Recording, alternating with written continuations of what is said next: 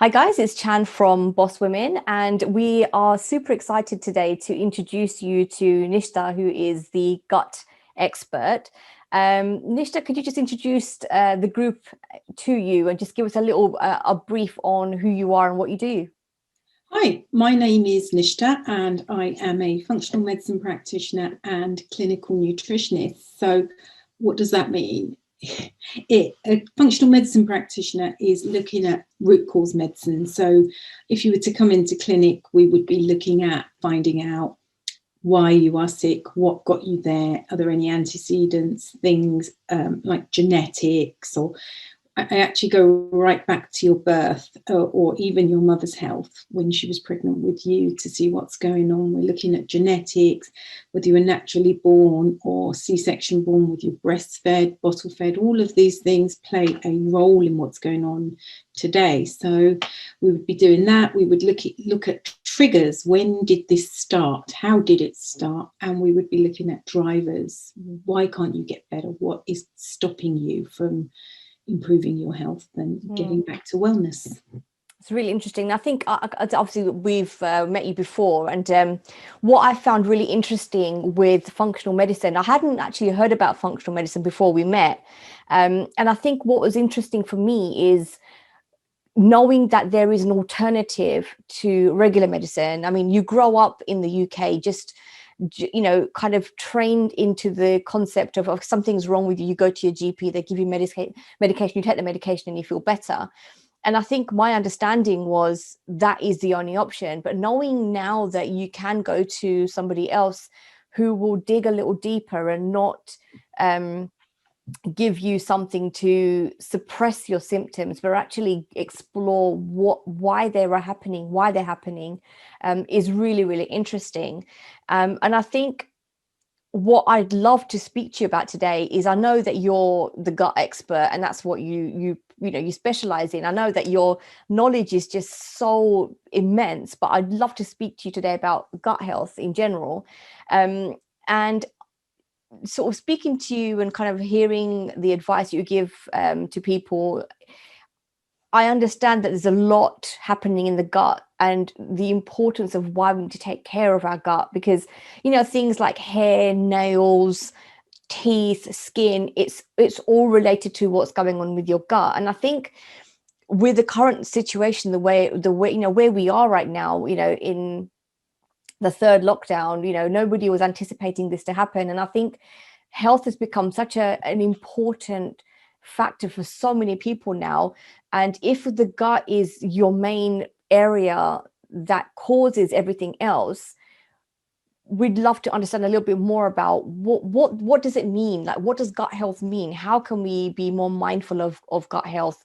So, it's such a massive question. I appreciate that, but just, your views and what's the starting point? Where would you start with somebody who is feeling like, maybe they need to take more care of their gut?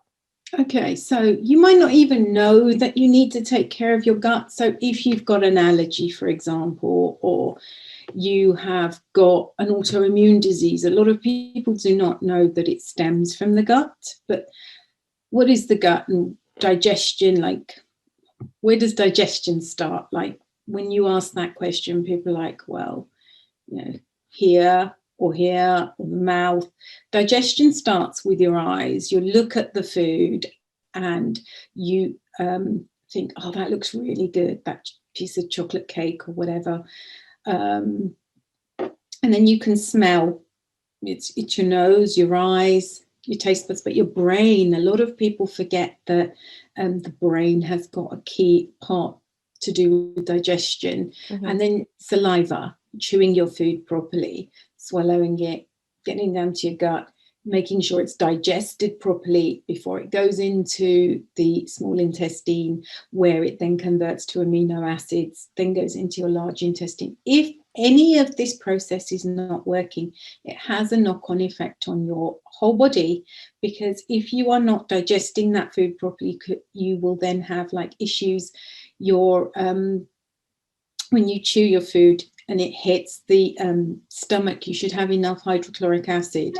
If you haven't got enough hydrochloric acid, your stomach doesn't have teeth. So your food is then going to be undigested, and you're going to have bigger proteins going into the small intestine. When that happens, what happens is you have this thing called, it's called gut permeability in medical terms, and in layman's terms, it's called a leaky gut.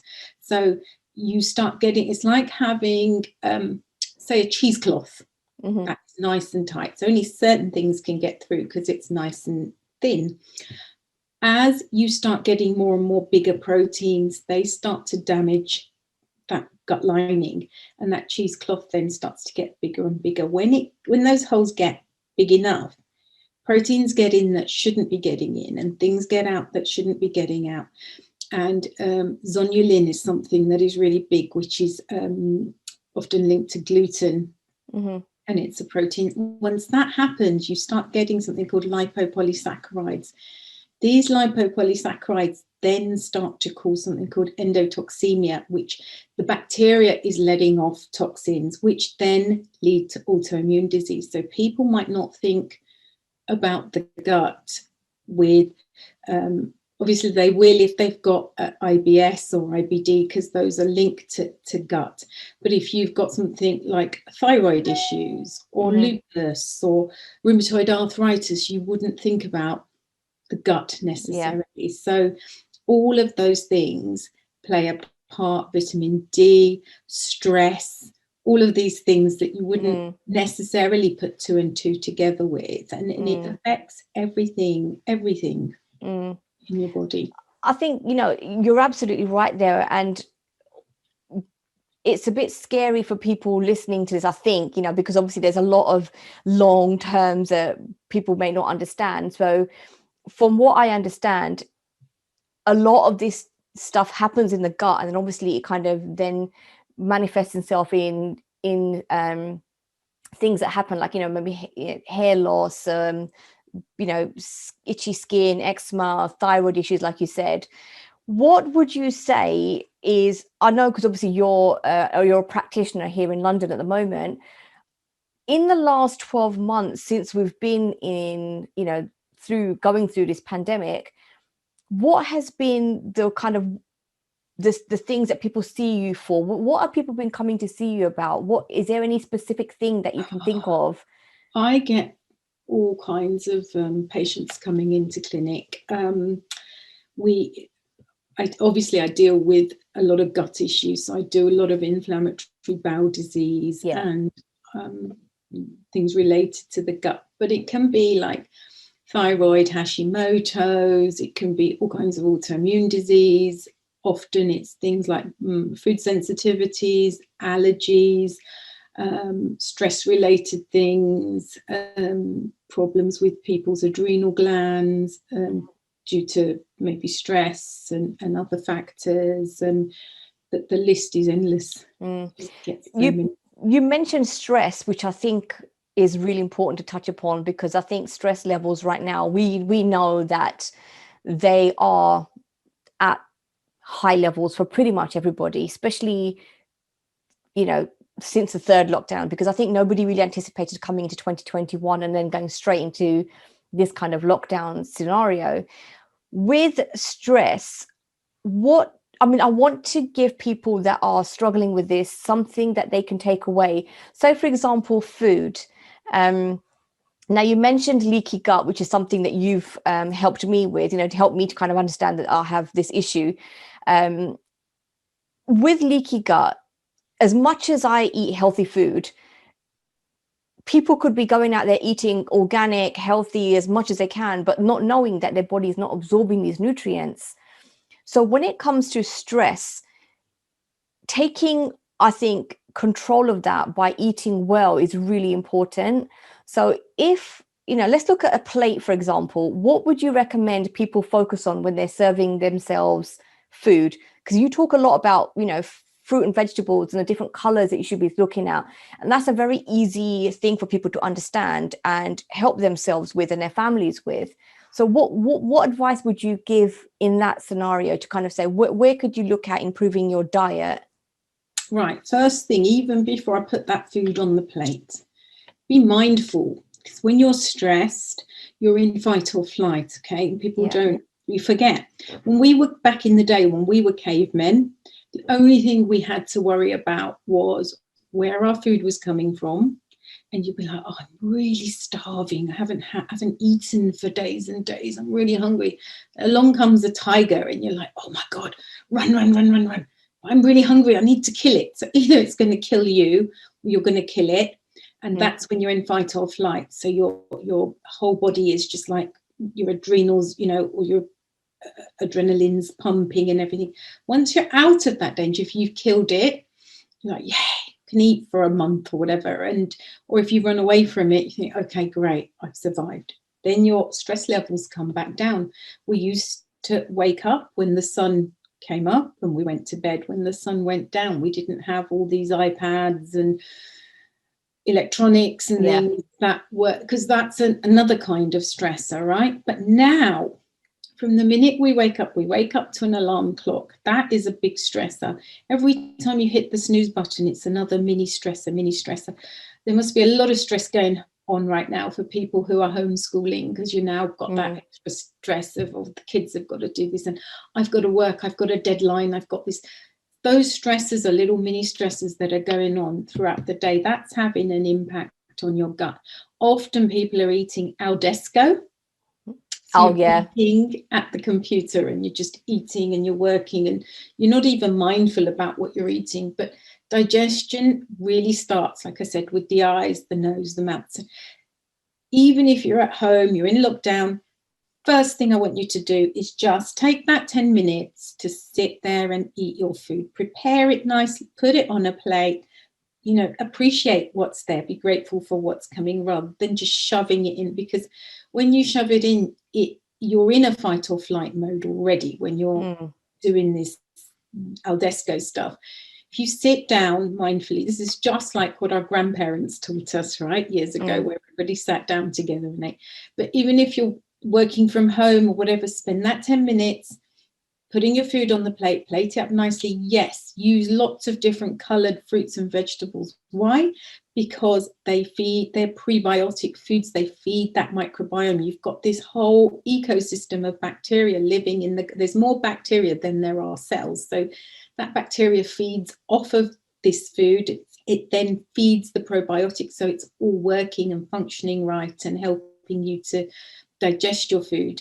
But hydrochloric acid is important. If we're stressed all the time and we're eating in that stress mode, you're going to have less hydrochloric acid. Often people go to the doctors with acid reflux and think they've got too much acid. Yeah. But most often, 90% of the time, I mean, you can have ulcers and things and you may have that problem. But what happens is, when you've got lack of hydrochloric acid, it does exactly the same thing. So what it does is you eat the food, you haven't got enough stomach acid there for that food, you know, stomach hasn't got teeth, so it can't digest it. It's sort of sitting there and it starts to ferment. As it starts to ferment, you have a sphincter there at the bottom of the esophagus.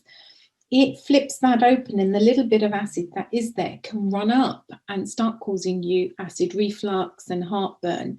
So you go to the doctors, you get prescribed a proton pump inhibitor, which has a whole host of other side effects with it. Obviously, if you've got an ulcer or something, you do need to lower that stomach acid. It's dangerous. But if you haven't got enough hydrochloric acid and you're given a proton pump inhibitor, it's going to lower your hydrochloric acid further and further. Then you're going to experience bloating and more acid reflux and a whole host of other things. But if you just sit there, chew your food properly, put that colourful food on the plate, try not to drink loads while you're eating because the stomach acid then gets diluted. So eat half an hour before, drink half an hour before or half an hour after your food. And if you have to drink, do little sips while you're doing that. Just little tips like that can really help. But when we're stressed, we have this, our first line of defense is called secretory IgA, which is like a mucousy membrane. And if that is your colon there, you should have secretory IgA there. So if a virus or a pathogen or something comes in, it sticks to this sticky secretory IgA. When you're stressed, that secretory IgA starts to lessen. So you might have a really thin film there. So then comes a virus, bacteria, food allergen, protein that you can't digest. It then gets into your gut. It then starts causing that whole knock-on effect of a leaky gut. You're not digesting your food properly, and it starts to cause that's how autoimmunity and things start too. That's so interesting, because it's just fascinating, because I feel like, you know, there's good days and bad days, really, working from home and having to, you know, like just getting through the best way that you can. And I did what exactly yesterday. I was like, you know what, I've given up sugar, but I just yesterday I was like, oh, I can't take this anymore. I had mini muffins for breakfast, 2 mini muffins, and oh my God, did I pay for it? Did I pay for that? And I was thinking in the back of my head, Nishta would not be happy with me right now. But it makes a lot of sense. And having that time out as well, away from your desk, it just kind of brings you back to yourself, doesn't it? So get outside, try and get outside if you can, even if it's standing in your back garden. Also, when you wake up, sleep is something that people do not discuss often enough, but it's crucial. Like, if I had to prescribe one thing for well-being, it would be quality sleep. And that is something that people often overlook, because if you are not sleeping right, it has a knock-on effect on everything else. Your brain does so much work while you're sleeping. You know, it's working. It's not going to sleep. Your organs are not going to sleep when you sleep. Your brain's shutting you off to get rest, so it can then start filing things and putting things where they need to go throughout the, you know, whatever's happened in the day, ready for the next day. Your liver's doing its detox in the middle of the night, things like that. And often people are in lockdown eating quite late at night, drinking alcohol late at night, then you're sleeping on that. It's putting an extra burden on your liver and your kidneys and things. You should have, like in Ayurvedic medicine, they say, you know, have your meal by 6 p.m. and then you've got enough time to digest it when you're sleeping. Your stomach acid and everything else, all the other functions of the gut, are allowed to do their thing. But without sleep, your brain doesn't function. You start getting more issues with digestion and lots of other things. And a lot of us are on these iPads and phones and things late at night. That has an effect on the melatonin in your brain, because you are looking at this screen. The light then hits the back of your eye, and it affects the production of, in your pineal gland, of melatonin, which is your hormone that makes you sleepy at night. And then your cortisol is raised. So when your cortisol is raised, you're in that fight or flight, then you gain weight, you get fat around the middle of the tummy, you can't lose that, and that has a whole knock-on effect. So, you know, prioritize your sleep, maybe do some meditation, because that also helps with digestion. You need to be in when you're eating, you should be in rest and digest, not in fight or flight. That's a really good point. Really good. I think, you know, that last comment just there really makes sense, because everything is just trying to fit everything in, you know, get the kids sorted, get the kids' food sorted, get back to work. So it is, you are eating on the go, literally. So, you know, whether it's at your desk, whether it's while you're cooking the family food, you just kind of grab something quickly and you just want to kind of shovel it in your mouth, you know, you just eat. So that's, you know, that's such an important thing. And I think I'm definitely going to be making a big note on my screen this morning, this afternoon, just keep it there so I know to take regular breaks. Because I mean, I take regular breaks for exercise, so eating should go hand in hand with that. It shouldn't be neglected. And it only takes 10 or 15 minutes of your day to just, you've got to start loving yourself enough to do this. And I think we are all so stressed, and so, but we will become better people if you're stressing.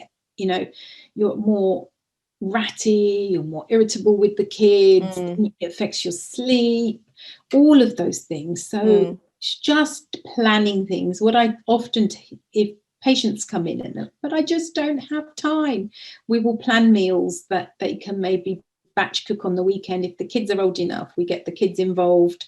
So the meals are all planned. They know exactly what they're eating, at least Monday to Friday, what you're snacking on. I keep things like hummus in the fridge. I'll keep some organic carrot sticks and things like that. So if I haven't got time to do much, You can boil some eggs ahead of time. I don't eat meat, but people can have chicken and things like that ready, and salads and things prepped. And you can roast loads of vegetables. Like often I will roast vegetables on a Sunday, and I will put them in glass containers just in the fridge. And so you might have some broccoli with some garlic and sesame seeds. You might have some cauliflower with turmeric and something else. And you do these different vegetables, and then it's really easy. It's all there. Yeah, really good point. Really good point.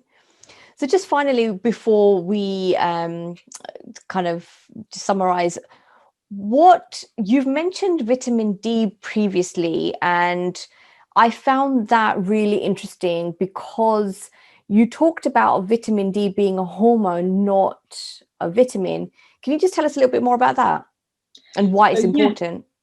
Yeah. Vitamin D has to be made by your body. And so we all have receptors on our skin, and the sunlight hits the skin. There's cholesterol is needed to then transport. It gets transported to the liver and kidneys and then made into the active form of vitamin D that we need and utilize in the body. And so it works very much like it's exactly like a steroid hormone, like a hormone like testosterone or progesterone and things like that. And almost every single person that comes into the clinic is depleted of vitamin D. There's very few people that come in that have sufficient vitamin D levels. And the problem in this country is that we can get tested sometimes. Sometimes we don't have the budget to get tested. And doctors just say, oh, especially if you're Asian or dark-skinned, you are going to be low, just supplement. But the problem I have with supplementation is I need a baseline level. I want to know where you are when you come in, without when you're not supplementing, because you could have, if you've got problems with your gut, you're not going to be assimilating and absorbing your vitamin D properly.